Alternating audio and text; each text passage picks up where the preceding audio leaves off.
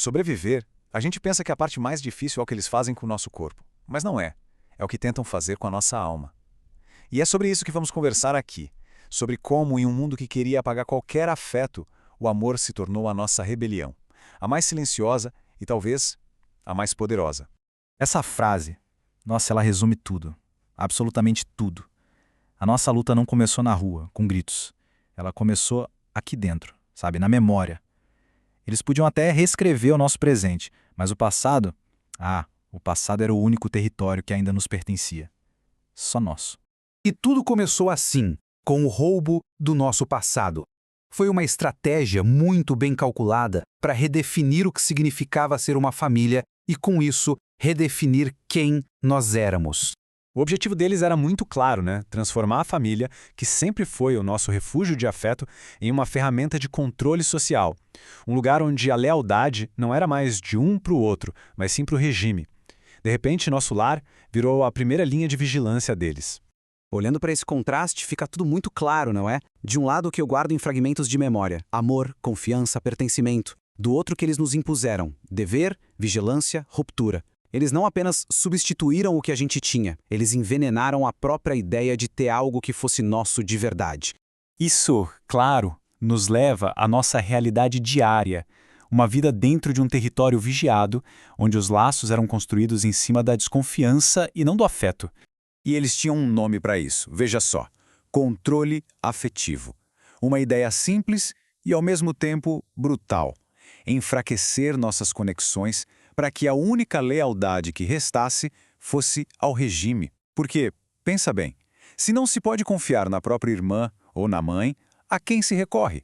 E esse medo se infiltrava em casa de um jeito sistemático. Primeiro, a vigilância constante virava algo normal, como o ar que a gente respira. Depois, a suspeita tomava o lugar da confiança. Um olhar um pouco mais demorado, uma palavra fora do lugar, qualquer coisa era motivo para duvidar. E por fim, vinha o silêncio. O silêncio virou a única forma de segurança, o único espaço onde se sentia que era possível proteger a si e aos outros. Mas é justamente aqui que a história muda.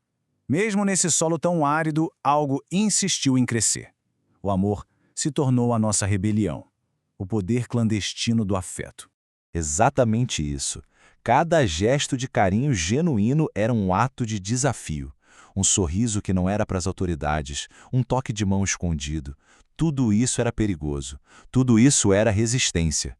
E como a gente resistia? Bom, preservando memórias, mesmo que em pedaços. Compartilhando gestos secretos que só nós entendíamos. E, acima de tudo, no laço que não se quebrava entre mães e filhas.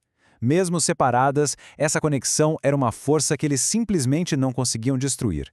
Era a prova de que nosso passado ainda vivia. Só que manter essa lealdade tinha um preço. E a coragem de lembrar, ela vinha com um custo imenso. Eles criaram uma cultura de denúncia que transformava todo mundo em um inimigo em potencial. A própria filha, a irmã, a mãe designada, qualquer uma podia ser uma informante. Então, confiar se tornou o maior risco de todos. Era apostar a vida na humanidade de outra pessoa. E então o ponto crucial é este: o que uma pessoa está disposta a sacrificar só para proteger a memória de quem ama? Até onde a lealdade pode ir quando o preço é a própria vida? E isso nos leva à conclusão, sabe? A última fronteira humana. Aquilo que o regime, com todo o seu poder, simplesmente não conseguia dominar. Eles podiam sim aprisionar nossos corpos, podiam governar nossos comportamentos. Mas eles não podiam, de jeito nenhum, aprisionar as nossas memórias. Elas eram intocáveis. E era justamente ali, nesse espaço secreto, que a liberdade encontrava um jeito de sobreviver. E essa frase ilustra perfeitamente a nossa verdade. Laços afetivos são frágeis como vidro, sim, mas surpreendentemente difíceis de destruir. Podem ser estilhaçados, mas os fragmentos permanecem. E cada um deles ainda reflete a luz. Então, fica essa reflexão final. No fim das contas, o que é mais forte? O poder que oprime de fora para dentro ou o amor que resiste de dentro para fora?